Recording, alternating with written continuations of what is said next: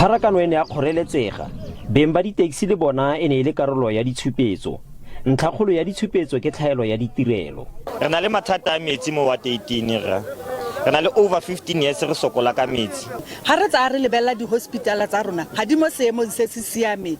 Ha re tsa re lebella dikolo tsa rona ka kakaretso ga di mo seemong se se siameng. Dikolo le tsona di ne tsa kgoreletsega. Ka itumela ka gonne ga khona go ya revision ko sekolong di-exam di gaufi re simola go kwala ka moso. Ga ka itumela ka letsatsi la gompieno ka gore ka be re tshwanetse go le ko sekolong re revise dilo tse re di tlogetseng ko morago re kgone go tlhaloganya re kwala. Fela go ne go na le dithulaganyo go efoga kgoreletsego ya go kwalwa ga ditlhatlhobo. Go amegile dikolo di le 13 mme tse dingwe tsa tsona di le 5 di amegile segolo se tonna ka gore ga di ka di simolola ka nako e beilweng ya 9 o'clock di simolotse ka 10:30 ka gore santla go ne go se botlhofo gore batho ba ba tsamaisang dipampiri ba fete. Puso ya profense e ipofile go tsibogela dingongorego tsa baagi.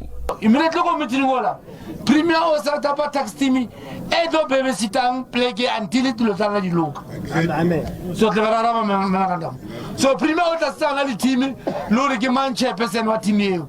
Team eo yo include premier officer high di MEC tse maleba masipala le lona baagi le ba di tax. Baagi ba tshoseditse ka go etegetsa ditshupetso fa puso e ka se diragatse ditsholofetso tsa yona. Ke Tumeleng Kgajane, SABC News, Zira.